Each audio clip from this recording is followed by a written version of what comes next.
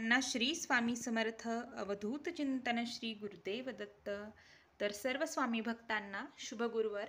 स्वामींच्या आशीर्वादाने तुमचा प्रत्येक दिवस सुखाचा, समाधानाचा, भरभराटीचा जाओ हीच महाराजांच्या चरणी प्रार्थना करते आणि आजच्या व्हिडिओला सुरुवात करते.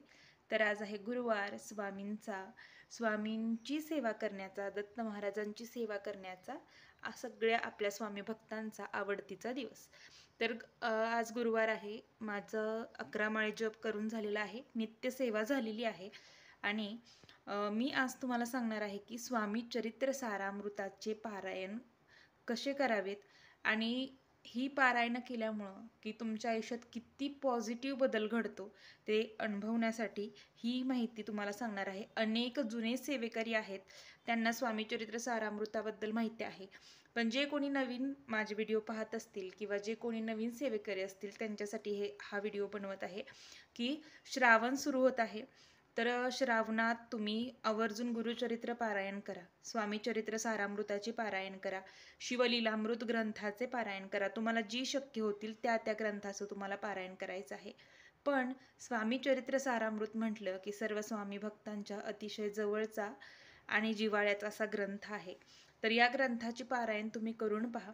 आपण नित्यसेवेमध्ये दररोज कसं वाचन करतो, नित्यसेवेमध्ये आपण ग्रंथाचे 3-3 अध्याय वाचन करत असतो.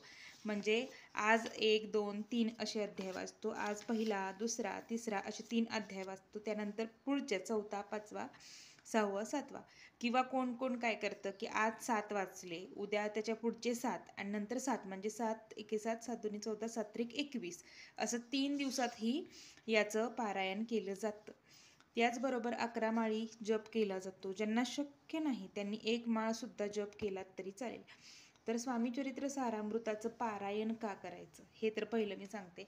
तर जे खूप अडचणीत आहेत आणि ज्यांच्या नोकरीच्या समस्या आहेत, संतान प्राप्ती, काहीही तुमच्या अडचणी असो, कितीही मोठी संकट असो, या स्वामी चरित्र सारामृत पारायणाने ती पूर्ण होतात. मग कितीही मोठी संकट असतील किंवा तुमच्या कोणत्याही इच्छा असतील तर स्वामी चरित्र सारामृताने ते पूर्ण होतात आणि हे अनुभव सिद्ध आहे. खूप लोकांना अनुभव आलेला आहे, मलाही आलेला आहे आणि मी यापूर्वी माझे ते अनुभव शेअर सुद्धा केलेले आहेत. तर स्वामी चरित्र सारामृत हा महाराजांचा आत्मा आहे असं म्हटलं जातं. स्वामी चरित्र सारामृत हे दिंडोरी प्रणीत आहे. अनेक जणांकडे असेल ते अक्कलकोटचं असेल किंवा यापूर्वी आपलं जे दिंडोरी प्रणीत होतं तर ते आपल्याला जेव्हा सामूहिक सेवा असायच्या तेव्हा त्या सामूहिक सेवेमध्ये वाचन महिलांना उरकत नव्हतं घरी करण्यासाठी. यासाठी गुरुमाऊलींनी हे स्वामी चरित्र सारामृत काढलेलं आहे. तर ज्यांच्याकडे हे आहे त्यांनी याचं करा, ज्यांच्याकडे जुनं असेल त्यांनीही त्याचं केलं तरी चालेल. सर्व स्वामी चरित्र सारामृताचं पाठ केल्यानंतर किंवा पारायण केल्यानंतर त्याचं फळ हे मिळतंच असं काही नाही की हेच हवं तेच हवं.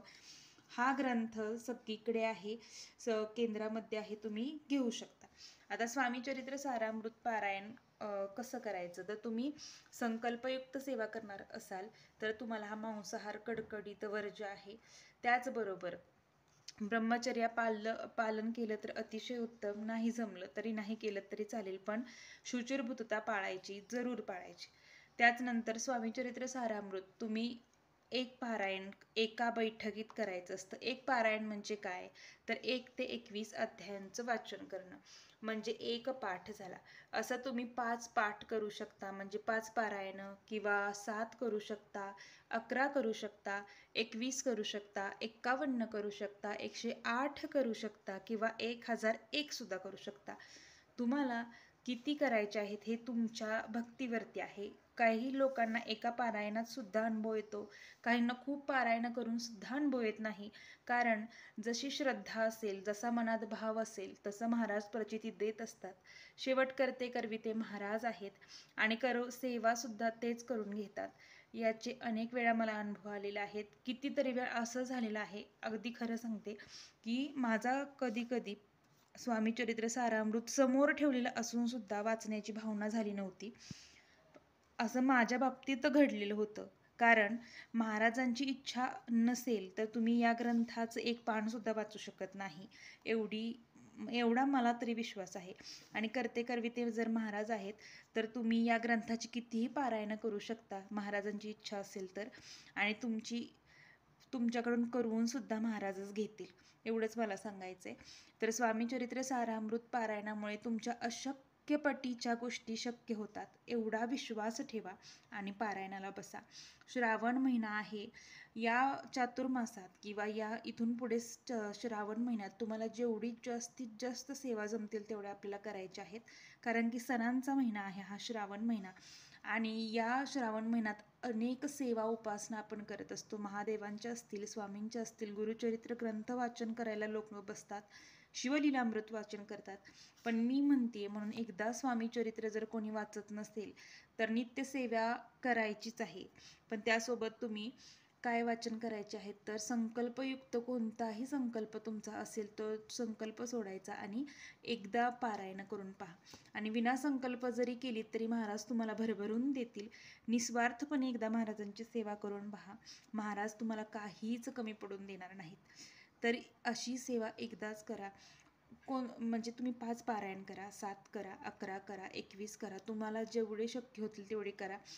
तुम्ही आता मांडी घालून जर तुम्हाला बसता येत नसेल तर तुम्ही खुर्चीवरती बसून वाचू शकता. स्वामी चरित्र सारामृताला असं कोणतंच बंधन नाही की कुठेही बसून तुम्ही हे वाचन करू शकता.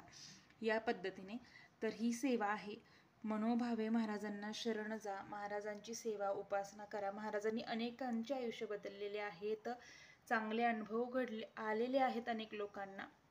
खूप लोक निराश असणारी महाराजांच्या सेवेत आल्यानंतर त्यांच्या आयुष्यात पॉझिटिव्ह बदल घडलेले आहेत. महाराज स्वतः त्यांच्या आयुष्यात आलेले आहेत. तर जरूर महाराजांची सेवा करा, महाराज तुमचं सगळं चांगलंच करणार आहेत, विश्वास ठेवा. कारण अशक्य ही शक्य करतील स्वामी. आणि महाराज म्हणतात, अनन्यास चिंतयन्तो मा ये जना पर्युपासते तेषां नित्याभियुक्ताना योगक्षेम वहाम्यहम. म्हणजे माझी जो अनन्य भावे भक्ती करतो त्याचा योगक्षेम मी स्वतः चालवत असतो. त्यामुळे महाराजांची सेवा करा. 11 माळी जप नाही जमला तर 1 माळ जप करा. एका बैठकीत नाही ज्यांना वाचन, की बाबा ज्यांची लहान मुलं आहेत, काही कारणाने नाही शक्य झालं, एका बैठकीतच शक्यतो महिलांनो करा. पण नाही शक्य झालं तर जिथपर्यंत तुमचं वाचन होईल तिथून पुढं नंतर काम आवरल्यानंतर, लहान मुलांचं आवरून झाल्यानंतर तुम्ही करू शकता. पण शक्यतो प्रयत्न करा, लवकर उठा किंवा दुपारची आपली मुलं वगैरे झोपतील तेव्हा वाचन करा. खूप सुंदर आहे. या ग्रंथाविषयी बोलायला वेळ कमी पडेल एवढं या ग्रंथाविषयी आहे. तर स्वामी चरित्र सारामृत हा खूप अनुभूती देणारा ग्रंथ आहे. खूप लोकांना याची अनुभूती आलेली आहे. तुम्ही याचे कितीही पारायण करू शकता, 1, 51, किंवा ज्यांना नाही संकल्पयुक्त करायची त्यांनी दररोज 3 अध्याय, 7 अध्याय या पद्धतीने वाचन करा. तर झालेली सेवा महाराजांच्या चरणी मी रुजू करते. सर्वांना श्री स्वामी समर्थ. अवधूत चिंतन. श्री गुरुदेव दत्त.